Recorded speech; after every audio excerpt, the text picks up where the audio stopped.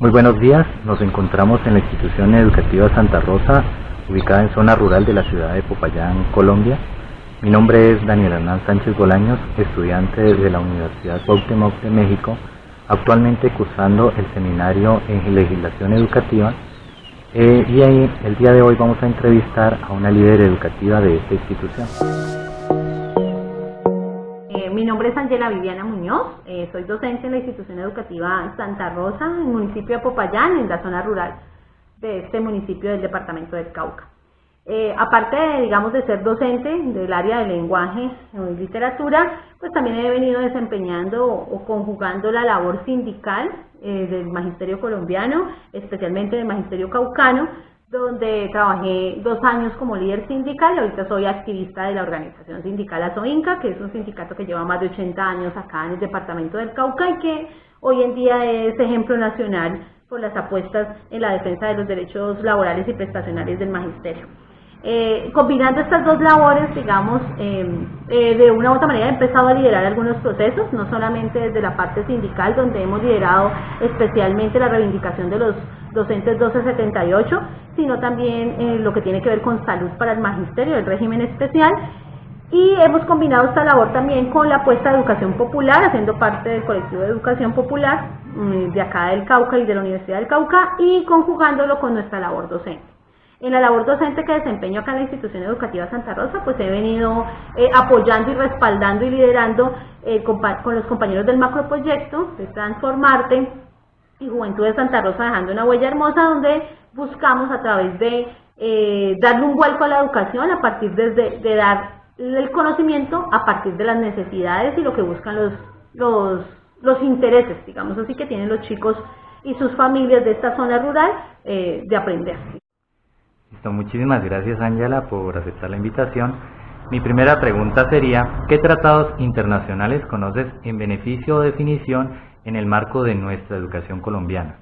Bueno, dentro digamos que ese marco legislativo o tratados internacionales, como dice la pregunta, que cobijan la educación colombiana, pues hay, digamos, 2 entidades muy importantes. La primera es UNESCO, ¿verdad?, que generalmente ha sido la que ha promovido de una u otra manera, yo tengo una posición crítica frente a esto también, porque la UNESCO y la OCDE se presentan como 2 organismos que de una u otra manera buscan legitimar la educación para todos, ¿verdad? Digamos que ese es el discurso amplio y bonito.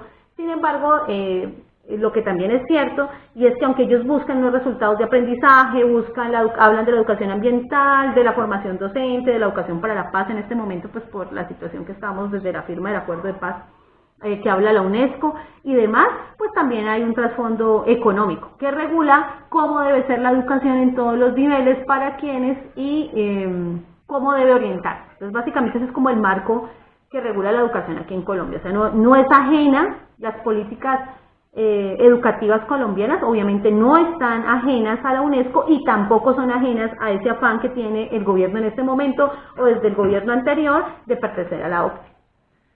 Segunda pregunta sería, ¿qué conoces del marco legal de la estructura educativa en la Constitución Política de Colombia en sus diferentes niveles de formación? Bueno, hay algo bien importante frente a este marco jurídico de la educación colombiana, ya más aterrizado acá, y tiene que ver con, obviamente, la Constitución Política, porque ahí se habla de la educación como un derecho, ¿no? Eso es muy, muy importante, como un derecho, aunque en el mismo artículo que habla de que es un derecho, pues de una u otra también, que es el artículo 67, también habla de como un servicio esencial, ¿no? Entonces, pues ahí en términos hay un juego que muchas organizaciones sindicales, movimientos estudiantiles y demás consideramos que debe cambiarse. Si es un derecho, no es un servicio, ¿sí? Pero ese marco es muy importante porque ha permitido en ese marco hacer que de una u otra manera llegue a unos territorios que antes no llegaba la educación.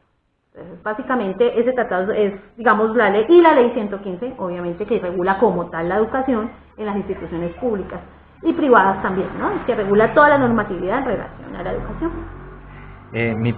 Mi tercera pregunta es, ¿qué leyes, decretos, acuerdos y reglamentos de orden jurídico conoces en relación con el derecho a la educación y el ejercicio docente en el país?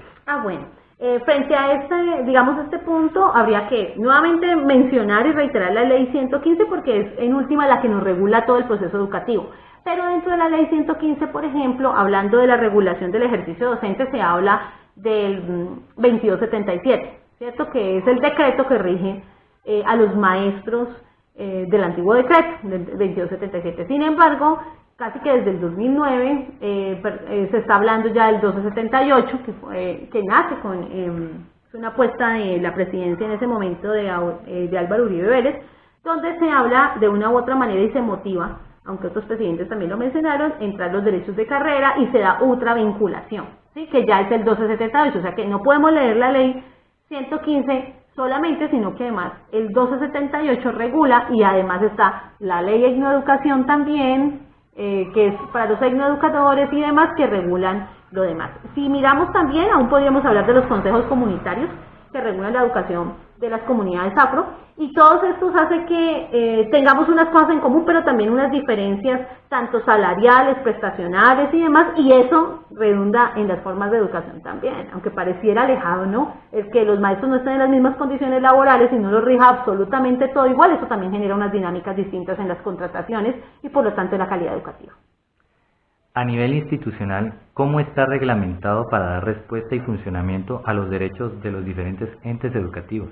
Bueno, frente, digamos, ya un poco más al nivel de cómo se reglamenta, pues hay varios estamentos. Entre ellos podemos mencionar algo muy importante que es todo el decreto que tiene que ver con la evaluación, ¿sí? Cuando vemos que todo eso está impreso y que lo podemos resumir en el PI, que es institucionalmente cómo se regula toda la educación, cómo debe funcionar, y donde debe estar el 1290, que es el decreto que de una u otra manera regula las formas de evaluar. Entonces digamos que en estos grandes marcos, sobre todo el PEI, creo que es muy importante, porque es ahí donde confluyen otros documentos que hacen que se reglamente la puesta al funcionamiento de este derecho en las instituciones, ya hablando de cómo funciona en cada institución o cómo debería funcionar en cada institución, ¿no? Si lo ampliamos un poquito más al espectro, pues tendríamos que hablar un poco de la organización que tiene también las Secretarías de Educación, que eso ya está regulado en la Ley 115, y cómo se va aterrizando hasta que llega a la institución con el PI, donde agrupa todo en plan de estudios, manejo de evaluación, recursos, etcétera, etcétera, y todo lo que regula pues la educación,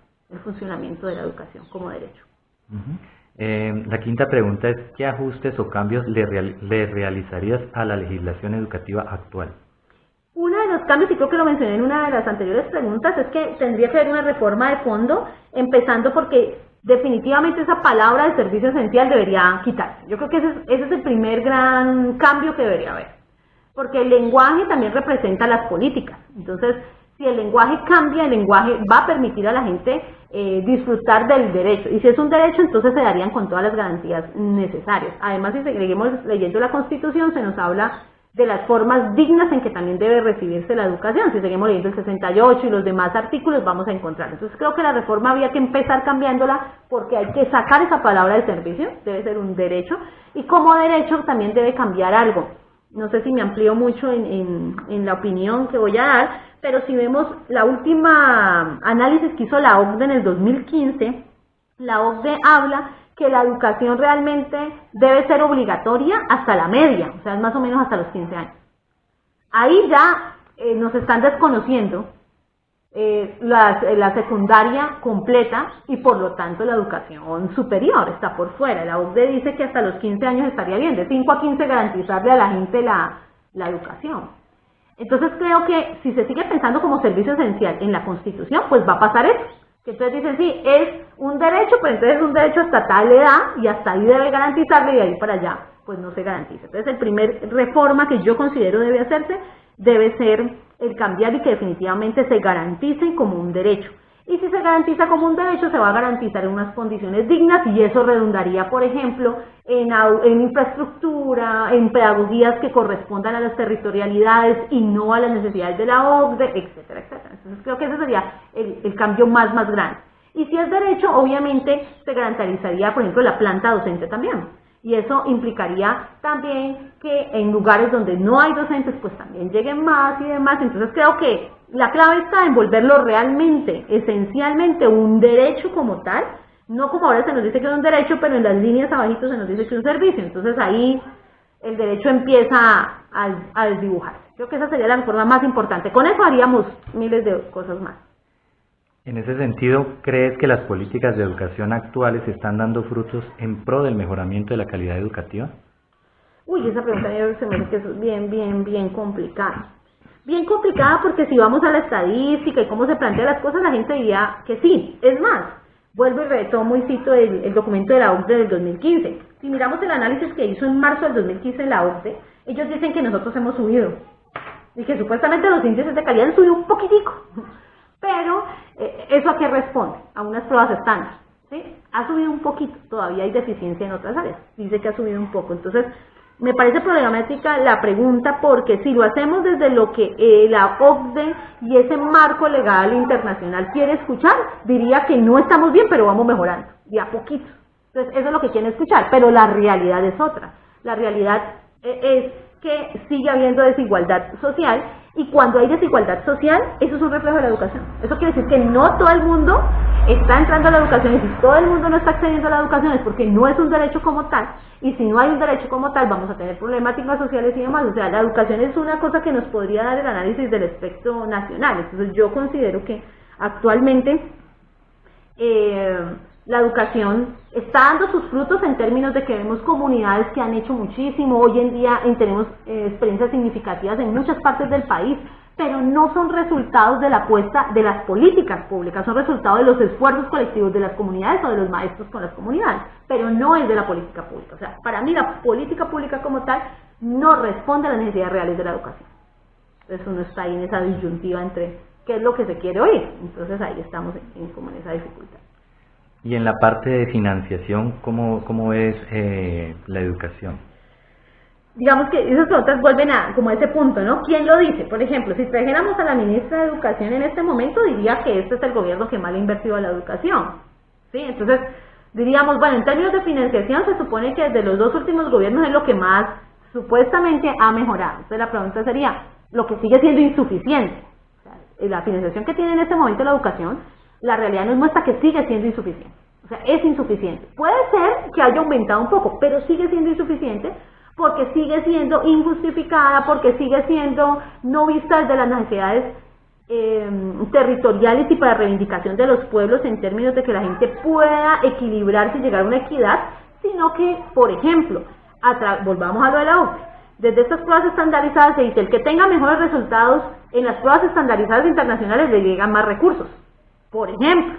Entonces terminan siendo los colegios privados, terminan siendo los colegios o públicos de unas categorías que también existen, que reciben cuando son niños donde vienen de estratos digamos con mayores ingresos económicos, y entonces la desigualdad cada vez sigue siendo más abismal. Puede ser que aumente el recurso que llega, le dan a unos, pero se concentra solamente en algunos, y eso hace que la brecha social se aumente más. Entonces creo que la financiación no es suficiente, 1, 2, debe repensarse porque debería pensarse, desde mi opinión, debería pensarse el que más necesita, el que menos tiene es el primero que hay que darle, o el que peores resultados tiene es el que más hay que invertirle. Pero acá la lógica desde la OCDE es diferente. Entonces el que tiene pruebas estándar, a ese hay que premiarlo, a ese hay que darlo. Eso es lo que ellos hablan como incentivos, y eso es lo que ha generado que haya unas brechas bien amplias. Entonces es insuficiente aún, es insuficiente, y especialmente es insuficiente, insisto, porque la OCDE habla de la educación de 5 hasta los 15 años, dejándonos por fuera los estudiantes de 16, de 17 y hasta 18 años, que hacen parte también de la secundaria. Entonces se nos queda este grupo sin suficiente recurso, y qué hablar de la universidad, mucho peor. Entonces creo que hay que reevaluarse y repensarse la financiación. Bueno, muchísimas gracias. Y para finalizar, ¿qué opinas sobre el conocimiento que se tiene en el gremio sobre la legislación educativa? Bueno, yo considero que hay vacíos en términos de que es necesario que conozcamos todos un poco más, pero también entiendo por qué son esos vacíos, porque la gente de una u otra manera ha tenido un descontento, porque la ley realmente a veces suena muy bonita, pero realmente no responde a la realidad o no responde a los grupos colectivos humanos. Es decir, nos dan, volvamos al ejemplo de la Constitución, nos dan un derecho a medias. Entonces casi todas las normas, si siguen siendo pensadas no desde la gente que tiene la necesidad, sino que siguen pensadas desde un grupo privilegiado, pues ese grupo privilegiado rige para ellos mismos. Entonces eso hace también que casi que haya una desilusión de la norma, y mucha gente tampoco se interese por eso. Lo que no quiere decir que no sea necesario conocerla. Yo considero que precisamente hay que conocerla, porque nosotros los maestros casi que nos toca arañar los derechos. O sea, no los arrebata, uno los araña, es lo poquito que puede coger. Ejemplo de ello, las tutelas. Las tutelas a veces nos sirven para reivindicar, por ejemplo, un derecho a la salud, pero lo arañamos, porque nos toca poner impugnación, luego desacato, etcétera, etcétera, etcétera. Entonces, las leyes como tal existen, hay que conocerlas, hay un vacío en los maestros, y hay unos vacíos, tanto uno, porque algunos están muy desilusionados de la normatividad, entonces ya no les interesa, y dos, porque tampoco se generan espacios pedagógicos que le permitan a la gente conocer la normatividad tampoco. O sea, no se piensa, por ejemplo, vamos a formar a los docentes en derecho, por ejemplo, no se hace. ¿Y por qué no se hace? Porque para el Estado sería peligroso que el maestro esté armado, no solamente de su conocimiento de su especialidad, sino que además ahora se le den insumos jurídicos que le permitan a ellos decir, un momento, por ahí no es la cosa, o eso no está bien hecho. Entonces entramos en un juego de que el conocimiento también es tan poderoso que a veces vemos a quién se lo damos y a quién no. Entonces creo que ni los maestros nos salvamos de esa limitación que hay frente al conocimiento, pero sí debe ser una responsabilidad individual de nosotros tratar de arañar por lo menos nuestros derechos y tratar de buscar información porque por nosotros mismos, ¿no? Creo que hay que hacer. Pero sí considero que hay desconocimiento, desde la contratación en adelante. Listo, entonces muchísimas gracias por aceptar la invitación y ha sido muy productivo y pues para mí muy gratificante pues escucharte. Ay, muchísimas gracias. ¿Te puedo aportar? Con mucho gusto.